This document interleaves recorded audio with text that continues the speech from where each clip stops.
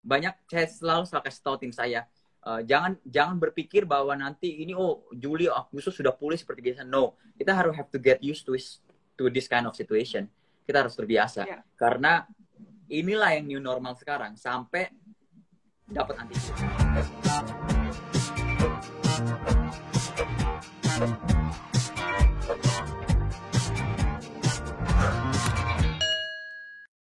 Nah, ini pertanyaan ini seharusnya memang benar. Apakah bisnis SSG, Socially Group, terpengaruh oleh pandemi ini? Pengaruh apa yang dirasakan dan bagaimana cara mengatasinya? Karena kan outlet ada banyak yang di mall, sedangkan mall banyak yang tutup, tidak buka. Iya, jadi langkah pertama sudah pasti harus survive, ya kan?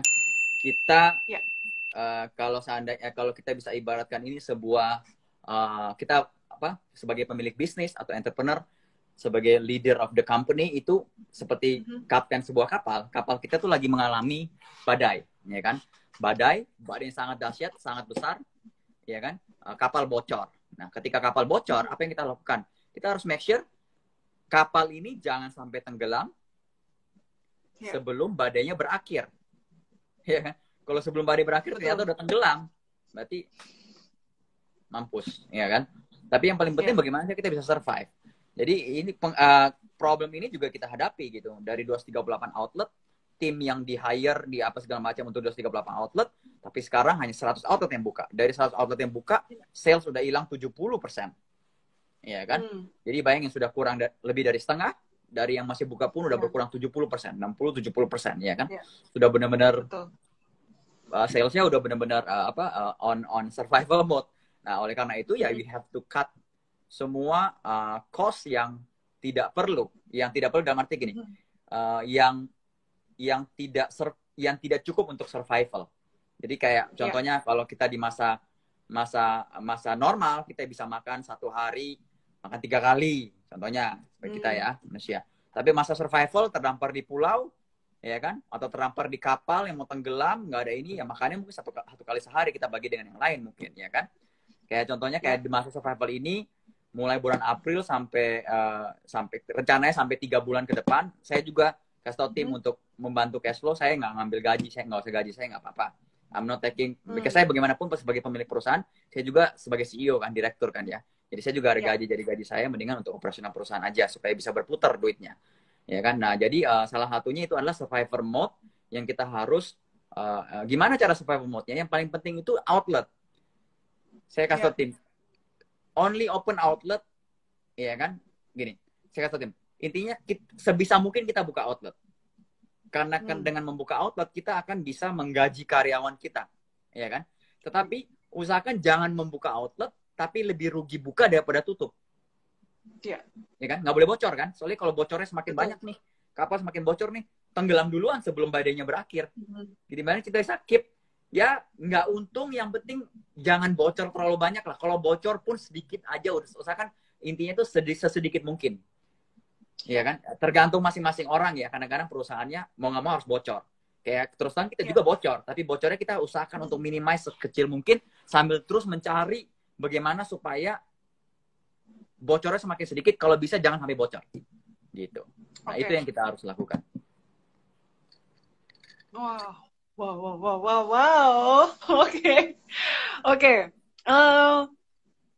Oke, ini sambil aku liatin komen ya. Mungkin teman-teman nih banyak yang mau nanya. Nanti ada sesi yang dari Q&A juga dari komen. Wow, ini tadi banyak teman-teman yang sudah kasih jempol, sudah terjawab ya, geng kreatif ya, pertanyaannya tadi. Oke. Ada dari... Ini sebenarnya lebih langsung ke solusi sih. Dari Yanto Andre. Halo Kodoni, setelah pandemi ini selesai, menurut Kodoni apakah ada swing trend yang cukup besar di market F&B, khususnya jenis minuman, seperti kopi, teh, boba menjadi healthy drink? Saya rasa iya, pasti ya. Dari satu artikel yang saya baca belakangan ini, ada satu artikel, jamu is the new espresso. Jadi trennya sekarang jamu.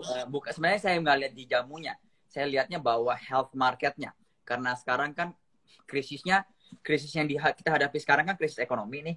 Tapi krisis ekonomi ini kan bersumber dari krisis kesehatan kan. Krisis penyakit kan, virus kan. Dan salah satu cara melawan virus itu cuma ada dengan menjaga kesehatan, menjaga imunitas tubuh. Jadi sekarang orang lebih condong untuk minuman atau makanan yang menyehatkan. Iya. Jadi menjawab pertanyaan tadi, yes of course, healthy drink. Oleh karena itu waktu sama Dennis Hadi, Bro Dennis sama Bro Hendy, tadinya planningnya mau launchingnya bulan 7 waktu saat IFRA. Tapi saya ajak Dennis sama Hendy ngobrol bahwa sustu sekarang sebenarnya salah satu momen yang tepat kalau dari sisi bisnis untuk kita launching, karena kita kan bergerak di industri health, ya kan, healthy juice and shake, ya kan, harganya juga cukup menjangkau. Let's launch now aja, soalnya memang tepat banget karena sekarang orang lebih peka terhadap kesehatan dan lain-lain. Nah selain itu juga orang kan istilahnya launching bisnis kan memberi harapan baru kan. Ketika banyak bisnis yang tutup, kita memberikan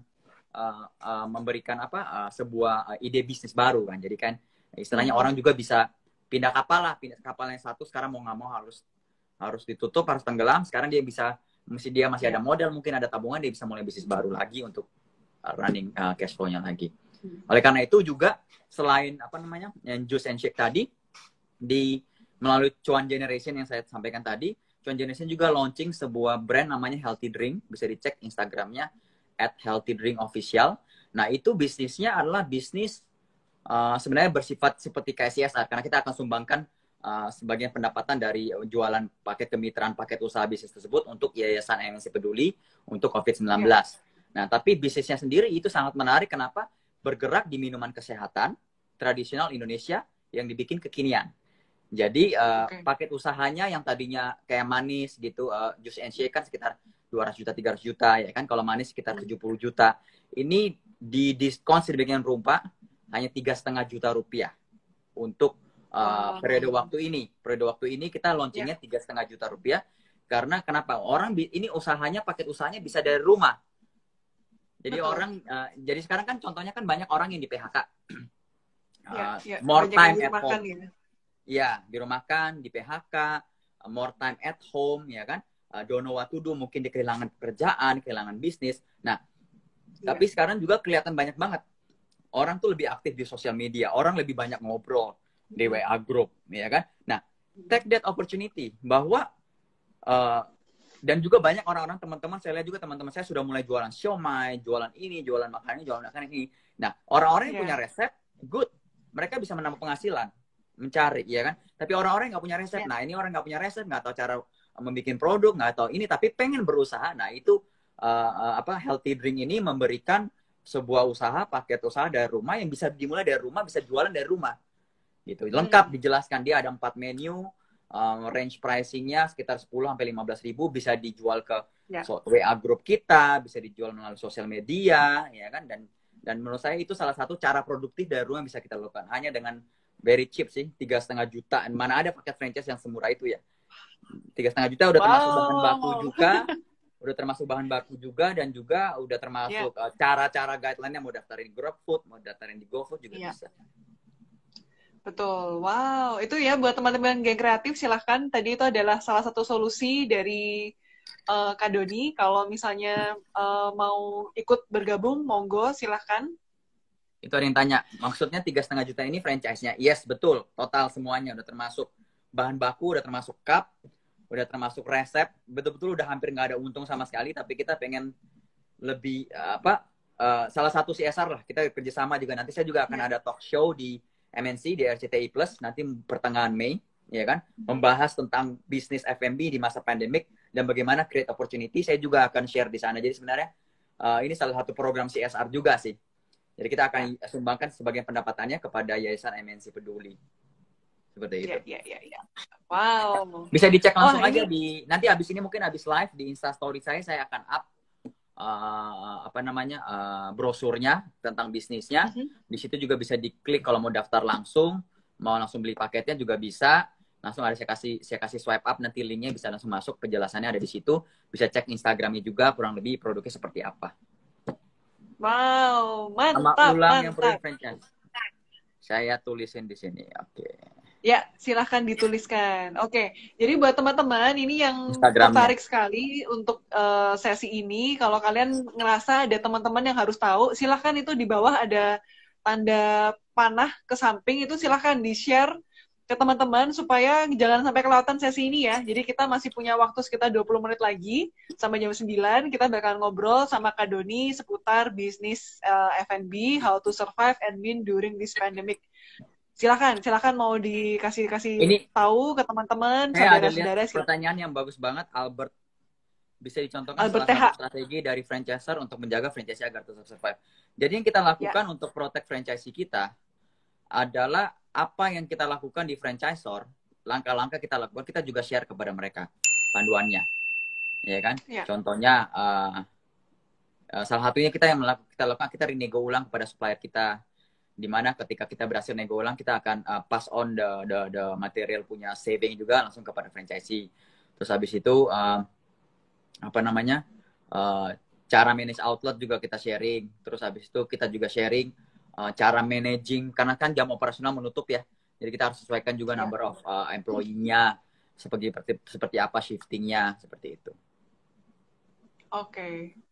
Wow. Jadi sebenarnya tadi sudah terjawab ya Albert TH ya. Jadi dari franchisee juga mendapatkan solusi dari pusat gitu ya. Ada yang tanya berarti nggak pakai gerai ya? Betul, yang franchise tadi bukan franchise, sebenarnya kayak peluang usaha aja, paket mitra, paket usaha. Nggak ada franchise-nya, nggak ada gerainya, dimulai bisa langsung dioperasikan dari rumah, dari dapur Anda. Jadi nggak perlu gerai, nggak perlu mall, nggak perlu toko, dari rumah. Bagaimana cara pasarinnya? Lewat WA group, lewat sosial media, lewat teman-teman, lewat keluarga, lewat tetangga mungkin kalau di komplek bisa dilakukan juga. Oke, nah ini menarik nih. Aku baru mau nanya, gimana strategi pemasarannya? Jadi, adakah inovasi yang Kak Doni lakukan, baik untuk SSG, Socially Group, dan untuk tadi brand-brand baru nih, untuk franchise-franchise, gimana strategi pemasaran dan penjualan selama masa pandemi ini?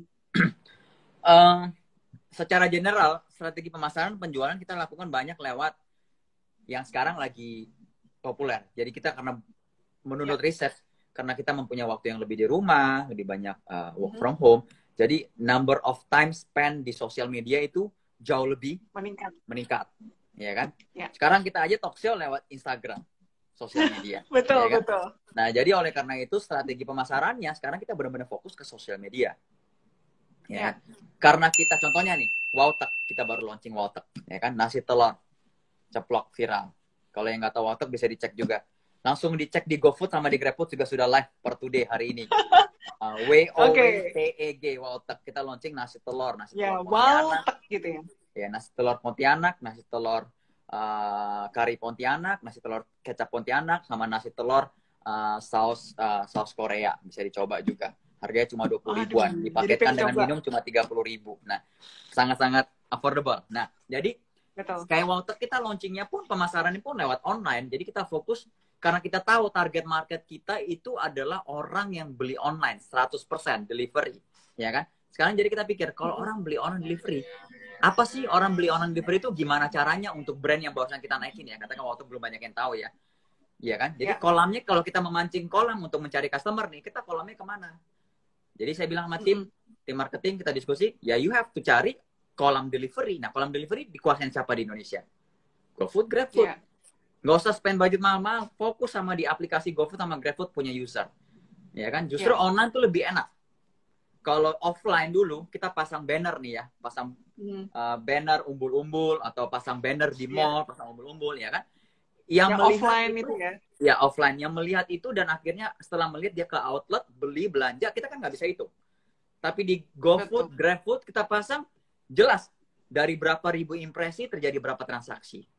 Jadi untuk punya, katakan untuk punya targetnya satu hari 100 transaksi, tinggal hitung aja. Satu transaksi dari berapa impresi itu berapa duit, berarti budgetnya berapa duit.